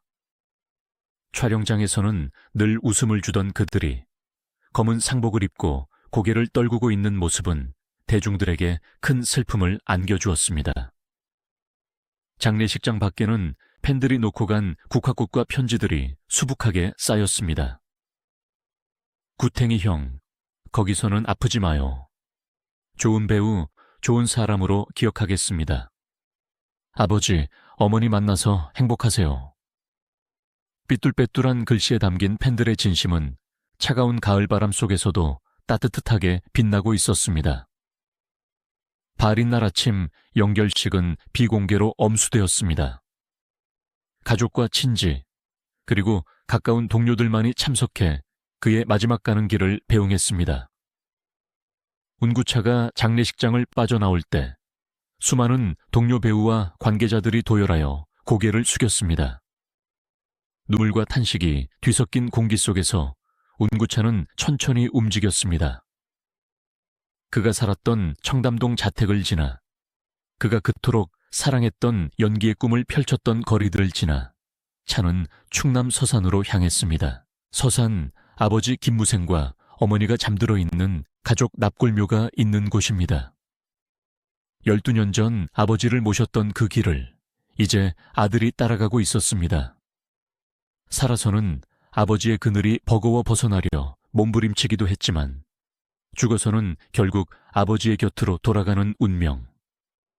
흙으로 돌아가는 길 위에서 김주혁은 비로소 세상의 모든 짐과 배우로서의 중압감을 내려놓았을 것입니다. 납골묘에 도착했을 때 서산의 하늘은 여전히 무심할 정도로 맑았습니다. 아버지 김무생의 묘비 옆에 아들 김주혁의 자리가 마련되었습니다.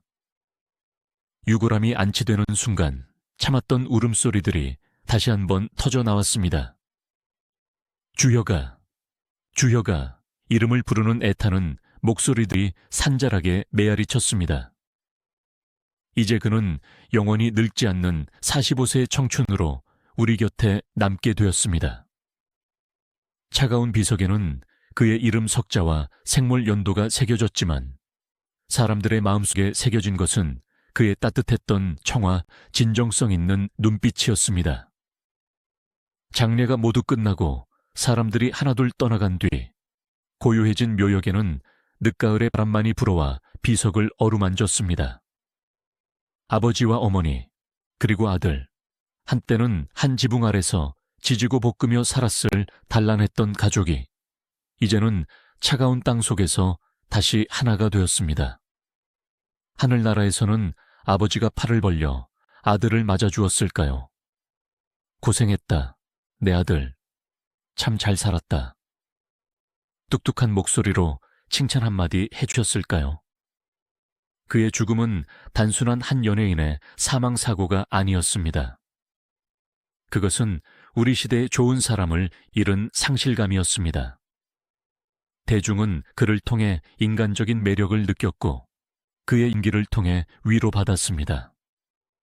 너무나 갑작스럽게 작별 인사 한마디 없이 떠나버린 그였기에 그 빈자리는 더욱 크게 느껴졌습니다.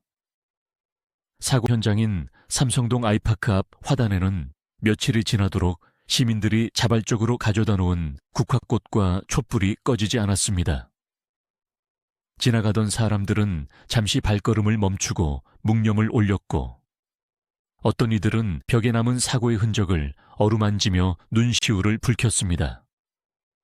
왜 하필 그여야만 했나요? 하늘을 향해 던지는 원망 섞인 질문에도 대답은 돌아오지 않습니다. 그저 우리가 할 수 있는 일은 그를 기억하고 추모하는 것뿐이었습니다. 김주혁이 떠난 후 영화계는 그를 추모하며 그가 남긴 마지막 흔적들을 세상에 내놓았습니다. 스크린 위에서 그는 여전히 뜨겁게 살아 숨 쉬고 있었습니다. 육신은 한 줌의 재가 되어 차가운 땅 속에 묻혔지만 배우의 영혼이 담긴 필름은 영사기를 타고 세상 밖으로 나와 관객들을 마주했습니다. 2018년 5월 영화 이 개봉했을 때 극장 안을 가득 채운 공기는 단순한 기대감을 넘어선 기묘한 긴장감이었습니다. 유작이라는 수식어가 주는 무거움도 있었지만 무엇보다 스크린 속에서 뿜어져 나오는 김주혁의 에너지가 관객들을 압도했기 때문입니다. 그가 연기한 아시아 마약 시장의 거물 진아림은 우리가 알던 구탱이 형이나 로맨틱 코미디 속의 다정다감한 남자와는 대척점에 있는 인물이었습니다. 헝클어진 머리, 초점 잃은 듯 하면서도 살기가 번뜩이는 눈빛, 광기에 사로잡혀 소리를 지르는 모습까지. 그는 마치 내일이 없는 사람처럼 자신의 모든 에너지를 그 캐릭터에 쏟아부은 듯 했습니다. 관객들은 숨을 죽였습니다. 저 사람이 정말 김주혁인가 하는 의문은 곧 경이로움으로 바뀌었습니다. 그는 생의 마지막 순간 자신의 영이 스펙트럼이 어디까지 확장될 수 있는지를 스스로 증명해 보이며 배우로서 가장 화려한 불꽃을 태우고 사라진 것입니다. 그 강렬한 변신은 보는 이들에게 카타르시스를 주는 동시에 더 이상 그의 새로운 연기를 볼 수 없다는 사실을 뼈저리게 자각하게 만들어 더욱 깊은 슬픔을 안겨주었습니다. 영화의 흥행 성공은 그를 향한 대중의 그리움이 얼마나 큰지를 보여주는 방증이기도 했습니다. 500만 명이 넘는 관객이 극장을 찾았고 많은 이들이 영화가 끝난 후에도 자리를 뜨지 못하고 엔딩 크레딧에 올라가는 그의 이름을 지켜보았습니다. 평단에서도 찬사가 쏟아졌습니다. 그해 열린 대종상 영화제와 청룡 영화상 등 주요 시상식에서 그는 나무조연상과 특별상을 휩쓸었습니다. 트로피를 받아들 사람은 없었지만 그 상의 무게는 그 어느 때보다 묵직했습니다. 청룡 영화상 시상식 당일 대리 수상을 위해 무대에 오른 김종도 대표의 떨리는 목소리는 장내를 숙연하게 만들었습니다. 주혁이가 생전에 노래를 불렀던 것이 상이었습니다. 묵묵히 하다 보면 언젠가 알아주시겠지 했는데 이렇게 떠나고 나서야 상을 받게 되니 마음이 너무 아픕니다. 친구이자 동반자였던 이의 회한 섞인 소감에 객석에 앉아있던 동료 배우들은 눈물을 훔쳤습니다. 화면에는 생전에 그가 환하게 웃으며 손을 흔드는 모습이 나왔고 잘 지내시죠? 라고 묻는 듯한 그의 육성이 스피커를 타고 흘러나왔습니다. 살아생전 그토록 받고 싶어 했던 인정과 박수가 너무 늦게 도착한 것은 아닌지 하늘에 있는 그는 이 모습을 보며 쑥스러운 듯 뒷머리를 긁적이고 있지는 않을지 남겨진 사람들의 마음속에는 만감이 교차했습니다. 그의 또 다른 유작인 영화, 역시 그가 떠난 빈자리를 채워주었습니다. 고전소설을 재해석한 이 영화에서 그는 백성을 돌보는 지혜로운 양반 조역 역을 맡아 독정과는 정반대의 따뜻하고 인자한 모습을 보여주었습니다. 힘없는 아이들을 거두고 부패한 세상을 바꾸고자 노력하는 조역의 모습은 실제 김주혁의 인간적인 면모와 많이 닮아 있었습니다. 꿈을 꾸는 자들이 모이면 세상이 조금은 달라지지 않겠소? 라는 영화 속 대사는 마치 그가 우리에게 남긴 마지막 메시지처럼 들렸습니다. 그는 연기를 통해 희망을 이야기하고 싶어 했고 사람 냄새 나는 세상을 꿈꿨습니다. 비록 영화 자체의 흥행 성적은 아쉬웠을지라도 그가 보여준 진정성만큼은 관객들의 마음에 깊은 울림을 주기에 충분했습니다. 또한 영화 창궐에서의 짧지만 강렬했던 특별 출연 역시 그가 동료들과의 약속을 얼마나 소중히 여겼는지를 보여주는 일화로 남았습니다. 원래 그가 맡기로 했던 역할은 아니었지만 친분이 있던 감독과 현빈을 응원하기 위해 기꺼이 참여했던 그의 의리는 영화 곳곳에 묻어 있었습니다. 이렇게 그는 떠나고 나서도 한동안 스크린을 통해 우리 곁에 머물렀습니다. 계절 바뀌고 해가 바뀌어도 극장 안어둠 속에서만큼은 그는 여전히 살아있는 배우였습니다. 시간은 무심하게 흘러 일주기가 다가왔습니다. 2018년 10월, 찬바람이 다시 불어오기 시작할 무렵 연예계는 다시 한번 추모의 물결로 일렁였습니다. 1박 2일 제작진과 멤버들은 그를 기리는 추모 영화제를 열었습니다.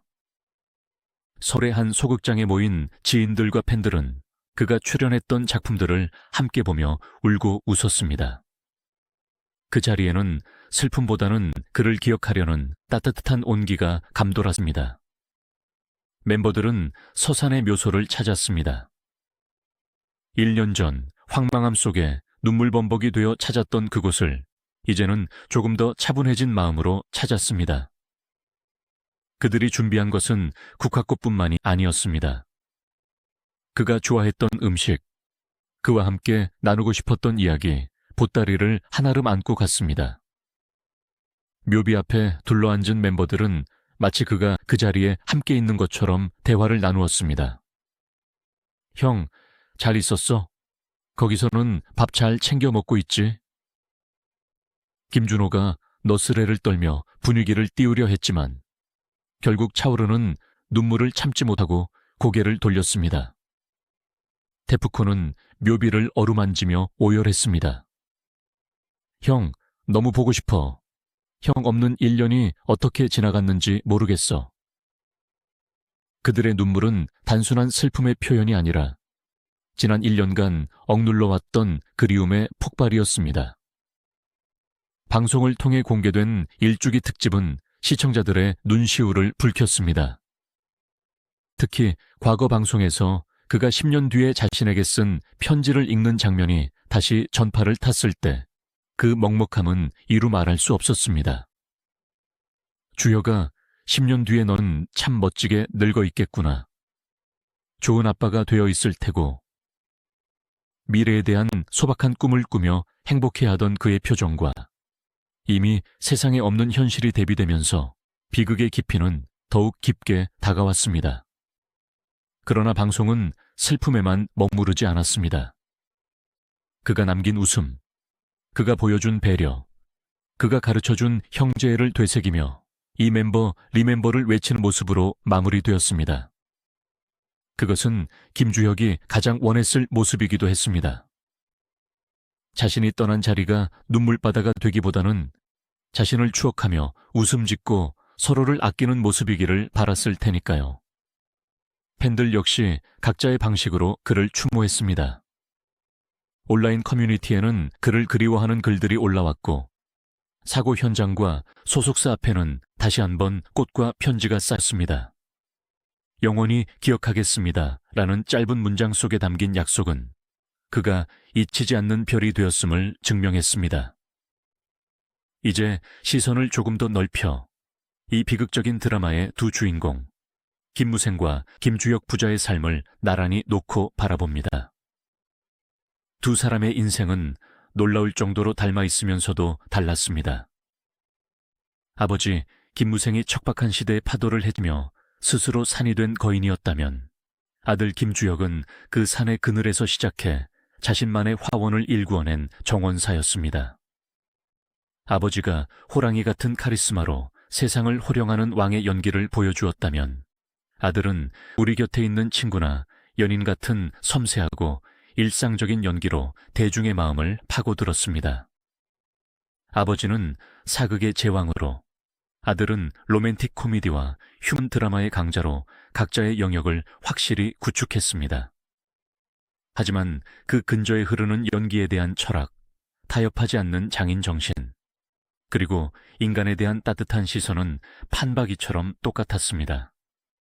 피는 물보다 진하다는 말은 이들 부자에게 있어 단순한 혈연 관계를 넘어 예술적 유전자의 계승을 의미했습니다. 하지만 운명은 이 재능 있는 부자에게 천수를 허락하지 않았습니다. 아버지는 60대 중반, 아들은 40대 중반. 배우로서, 인간으로서 한창 무르익어 더 많은 것을 보여줄 수 있었던 나이에 세상을 떠났습니다. 김무생이 떠났을 때 사람들은 조선의 왕이 졌다며 안타까워했지만 그래도 그의 곁에는 든든한 아들이 있어 위안을 삼을 수 있었습니다. 아버지의 못다 한 꿈을 아들이 이어갈 것이라는 믿음이 있었기 때문입니다. 그러나 12년 뒤 그 아들마저 허망하게 떠나버렸을 때 대중이 느낀 상실감은 차원이 달랐습니다. 김무생 부부와 눈에 넣어도 아프지 않을 막내 아들 주혁. 이 세 사람은 이제 모두 서산의 흙으로 돌아가 다시 만났습니다. 한때 네 식구가 단란하게 웃음꽃을 피웠던 집에는 이제 홀로 남은 큰아들의 깊은 한식만이 감돌고 있을지 모릅니다. 화려했던 배우 명가의 맥이 너무나도 비극적으로 끊겨버렸다는 사실. 그것이 남겨진 사람들의 마음을 더욱더 시리게 만듭니다. 비록 대를 이어 연기할 후손은 남기지 못하고 떠났지만 역설적이게도 그 비극적인 결말 때문에 그들의 이야기는 더욱 강한 생명력을 얻어 우리 기억 속에 각인되었습니다. 우리는 김무생을 생각할 때 김주혁을 떠올리고 김주혁을 볼 때 아버지 김무생을 오버랩시킵니다. 두 사람의 서사는 서로 얽히고 설켜 하나의 거대한 드라마가 되었습니다. 아버지가 닦아놓은 길을 아들이 걷고 아들이 넘어진 곳에서 아버지의 기억이 그를 일으켜 세우는 이야기. 비록 현실에서는 비극으로 끝났지만 사람들의 마음속에서 이들 부자는 영원히 함께 연기하고 함께 웃으며 살아가고 있습니다. 서산의 합동묘역은 그래서 단순한 무덤이 아니라 한국 대중문화사를 빛낸 두 개의 별이 잠든 성지처럼 여겨지기도 합니다. 1970년대부터 2010년대까지 반세기 가까운 세월 동안 우리를 울고 웃게 했던 그들의 연대기는 이제 전설이 되어 후배 배우들에게 귀감이 되고 있습니다. 그들의 삶을 되짚어보면서 우리는 배우라는 직업의 수명에 대해 다시 한번 생각해보게 됩니다. 타인의 인생을 대신 살아줌으로써 대중에게 카타르시스를 선물하지만 정작 자신의 삶은 대중의 시선 속에 갇혀 고독할 수밖에 없는 존재들. 김무생은 평생 가장의 무게와 대배우의 명예를 지키기 위해 자신을 절제하며 살았고 김주혁은 아버지의 그늘과 유명세라는 짐을 짊어지고 끊임없이 자신을 증명하기 위해 고군분투했습니다. 그 화려한 조명 뒤에 감춰져 있었을 그들의 인간적인 고뇌와 외로움을 우리는 그들이 떠난 뒤에야 비로소 조금이나마 이해하게 되었습니다. 그들이 보여준 웃음 뒤에 눈물이 있었고 당당함 뒤에 두려움이 있었음을 이제는 압니다. 그래서 우리는 그들을 단순히 영이 잘했던 배우로 기억하는 것을 넘어 치열하게 한 시대를 살다 간 아름다운 사람으로 기억하고 싶어 하는 것인지도 모릅니다. 이제 이야기는 막바지를 향해 가고 있습니다. 서산의 붉은 노을이 묘역을 감싸 안을 때 바람소리에 섞여 들려오는 듯한 그들의 목소리에 귀를 기울여 봅니다. 삶과 죽음의 경계를 넘어 그들이 우리에게 마지막으로 하고 싶었던 말은 무엇이었을까요? 아마도 거창한 예술론이나 인생의 교훈은 아니었을 것입니다. 그저 고맙습니다. 덕분에 행복했습니다. 부디 여러분도 지금 곁에 있는 사람을 사랑하고 오늘 하루를 소중히 사십시오. 라는 소박한 당부가 아니었을까요? 비극적인 운명 앞에서도 끝까지 품위를 잃지 않았던 김무생, 그리고 마지막 순간까지 선한 영향력을 잃지 않았던 김주혁. 두 부자가 남긴 이 긴 여운은 쉽게 사라지지 않을 것입니다. 아직 우리가 정리해야 할 마지막 페이지가 남아 있습니다. 그것은 그들이 떠난 후 남겨진 세상이 그들을 어떻게 기억하고 기록하고 있는지, 그리고 그들의 삶이 오늘을 사는 우리에게 어떤 의미로 재해석되고 있는지에 대한 성찰입니다. 모든 이야기는 끝이 있습니다. 화려하게 타오르던 촛불도 언젠가는 꺼지고 천하를 호령하던 영웅도 흙으로 돌아갑니다. 그러나 배우 김무생과 김주혁, 이 두 부자가 우리에게 남긴 이야기는 끝이라는 단어로 매듭짓기에는 너무나 깊고 긴 여운을 남깁니다. 그들의 육체적 삶은 비극적인 마침표를 찍었지만 그들이 남긴 정신적 유산은 시간이 흐를수록 오히려 더 선명한 색채를 띠며 우리 곁에 머물고 있기 때문입니다. 이제 우리는 이 대하 드라마의 마지막 장을 덮으며 그들이 떠난 자리에 피어난 의미의 꽃들을 하나하나 주워 담아보려 합니다. 그것은 단순히 연기를 잘했던 두 배우에 대한 회고담을 넘어 가족이란 무엇이며 인생의 덧없음 속에서 우리가 붙잡아야 할 진정한 가치가 무엇인지에 대한 묵직한 질문이기도 합니다. 충남 서산의 가족 묘역에 나란히 누운 세 사람. 김무생, 그의 아내, 그리고 막내 아들 주혁. 한때는 서울의 한 집안에서 웃음꽃을 피우고 때로는 서로에게 상처를 주기도 하며 치열하게 살았을 이 가족의 이야기는 이제 남겨진 큰아들의 가슴속에 깊은 그리움으로 자리 잡았습니다. 비록 배우로서의 화려한 유전자는 대를 잇지 못하고 끊어졌을지언정 그들의 이름은 대한민국 대중문화의 역사책 속에서 가장 빛나는 페이지를 장식하고 있습니다. 생물학적인 유전자는 이어지지 못했을지라도 그들이 남긴 예술적 DNA는 수많은 후배 배우들에게 이식되어 흐르고 있습니다. 오늘날 많은 젊은 배우들이 김무생 선생 같은 무게감 있는 배우가 되고 싶다. 김주혁 선배님처럼 진정성 있는 배우가 되고 싶다라고 말합니다. 그들의 영희 인생은 후배들에게 살아있는 교과서이라 험난한 연예계 생활을 버티게 하는 나침반이 되어주고 있는 것입니다. 두 부자의 삶을 관통하는 하나의 키워드를 꼽자면 그것은 바로 진심일 것입니다. 아버지 김무생은 왕의 탈을 썼을 때나 재벌 총수의 옷을 입었을 때나 그 이면에 있는 인간의 고독과 연약함을 놓치지 않았습니다.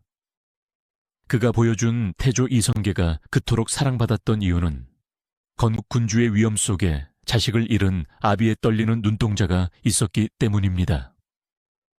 아들 김주형 역시 마찬가지였습니다.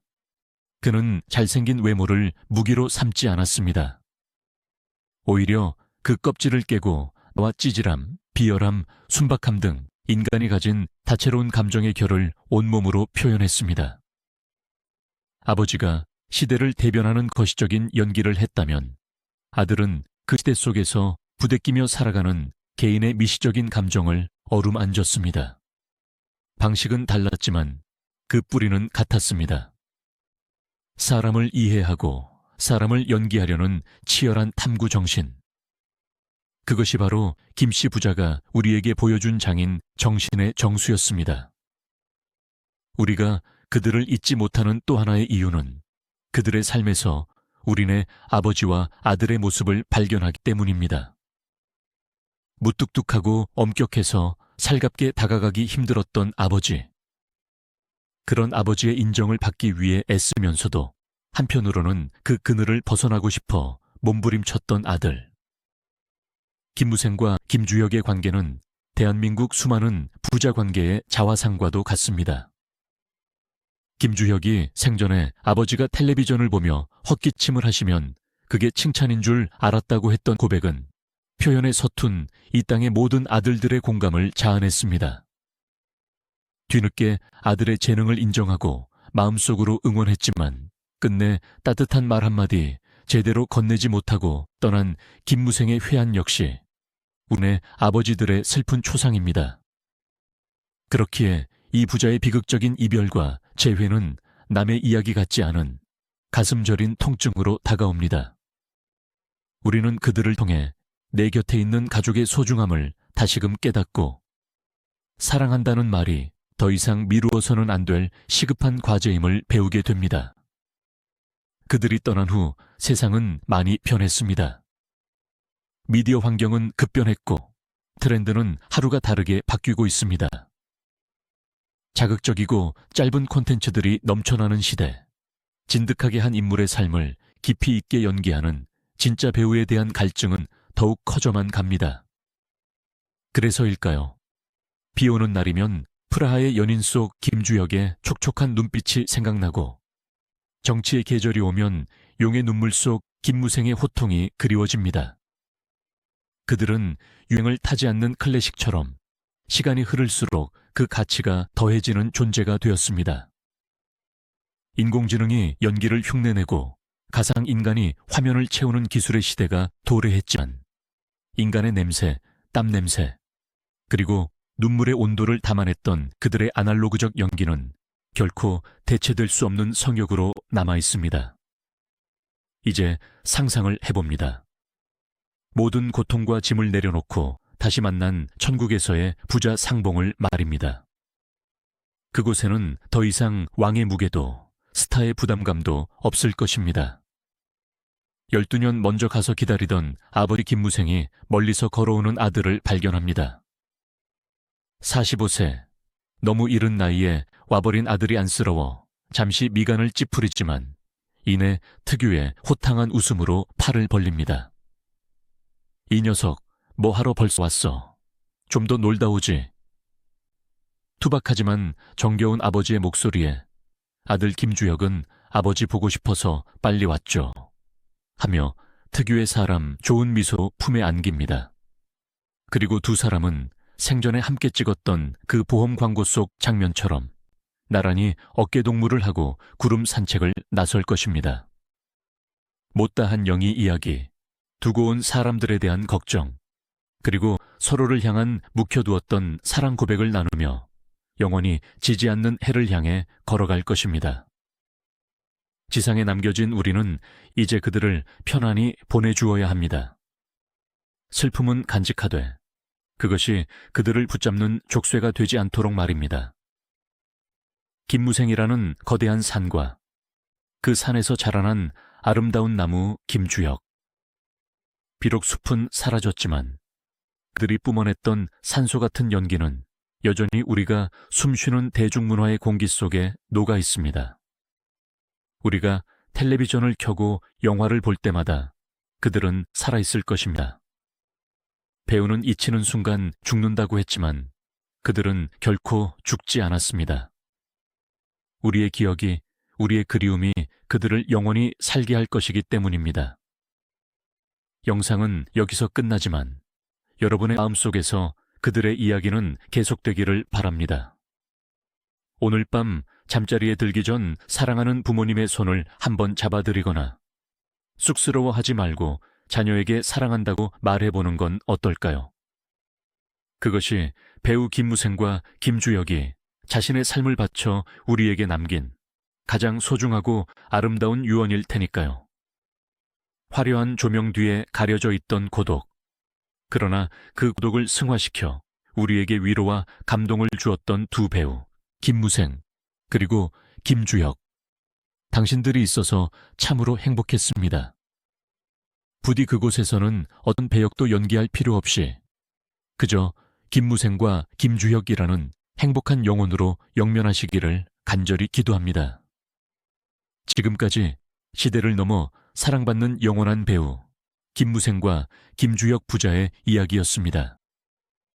긴 시간 동안 이들의 삶을 함께 되짚어보며 울고 웃어주신 시청자 여러분께 진심으로 감사의 말씀을 드립니다. 여러분의 가슴 속에 이 이야기가 작은 온기로 남기를 바라며 여기서 인사를 올립니다. 고맙습니다.